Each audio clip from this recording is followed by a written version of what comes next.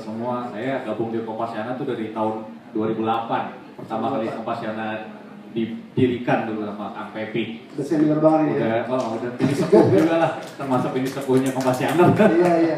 Jadi ya memang lama-lama kita masing-masing punya spesialisasi, ada yang KPK, ada yang kuliner, ada yang politik, ada yang kerjanya filsafat, terus ada macam-macam lah.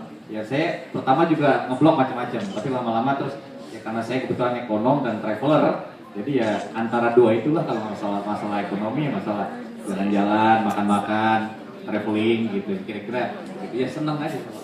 Oke, kalau traveling ini menarik nih. Mas Iwan ini sudah meluncurkan buku judulnya Flying Traveler ya.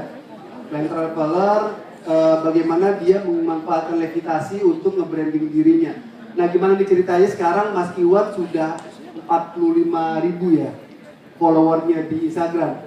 Nah, segitu. Ya, 40-an lah gitu ya. Itu gimana tuh bisa tenar seperti itu Mas Iwan ceritanya? Mungkin bisa ada berbagi informasi nih ke teman-teman Oke, inilah digital ya dalam era sekarang ya. Jadi saya tuh pertama kali mengenal levitasi tahun 2012. Saya waktu itu tinggal di Jepang 3 tahun. Jadi selama dari sana masih tetap ngeblog juga di Kompasiana. Terus sering bikin foto-foto. Awal-awalnya sih foto-foto mainstream gitu kalau di belakang ini. Terus saya mengenal levitasi. Terus mulailah saya posting levitasi di Instagram. Lama-lama di regram sama Instagram atau di wawancara lagi sama media luar negeri.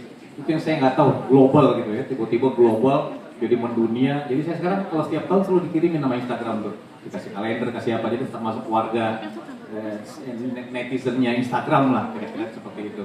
Ya nggak tahu, terus lama-lama ya udah jadi seru, jadi endorse, jadi apa, menarik juga sih.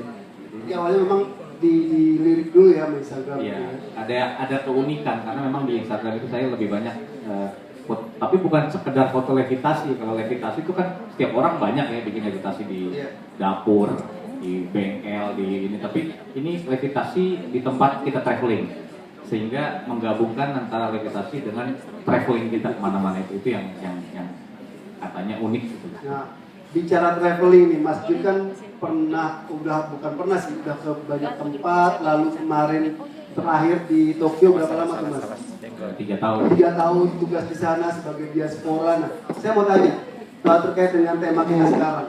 Itu gimana keseruan yang Mas Jun alami terkait dengan pengelolaan uang? Apalagi kalau kita udah harus hubungannya dengan orang-orang di Indonesia. Ya ini menarik nih, tadi dengerin Pak Lian, tadi ini saya baru tahu nih ada di sini suatu inovasi yang bagus sekali ya. Karena kalau kita di luar negeri itu berasa banget tuh yang namanya transfer pertama, kedua belanja. Ini baru kita kan suka kadang-kadang kalau di luar negeri kita pengen belanja, cuma kadang-kadang ragu nih berapa nih rate, karena bingung nyarinya. Karena ada rate kadang-kadang tidak mencerminkan keadaan sebenarnya gitu ya. Ada rate tapi itu indikator. Nah, kalau tadi dikatakan seperti itu ada rate yang bisa langsung real time gitu kan, jadi kita kan bisa tahu kadang-kadang berapa. Ini buat yang sering travel luar negeri terutama, ini akan sangat bermanfaat sekali. Jadi ini sebuah inovasi yang menurut saya bagus gitu ya. Nah, kalau transfer uang biasanya seperti apa Mas? Transfer uang ya dulu transfer masih melalui bank ya. Ini yang paling bagus karena kita melalui bank atau melalui internet ya. Internet kan bisa dilakukan. Sekarang teknologi kan sudah seperti itu. Cuma ini memang yang perlu terus sosialisasikan, terutama yang di luar negeri. Banyak juga yang melalui jasa-jasa bank gelap, kan ini yang bahaya gitu kan. Nah ini dengan adanya ini dan sosialisasi bank bisa mengurangi gitu. Saya di Jepang banyak kenal dengan Kensuse ya, yang sering sosialisasi juga sama mereka.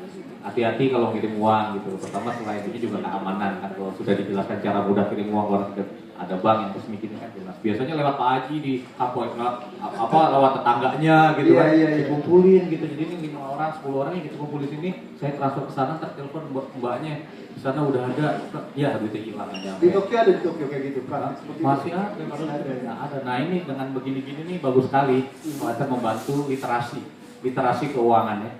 Jadi hal-hal sederhana tapi kita melek tentang produk-produk keuangan, ini yang penting.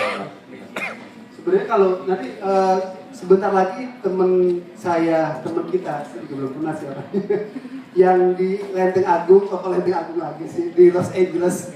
Nanti kita akan terhubung untuk ngobrol.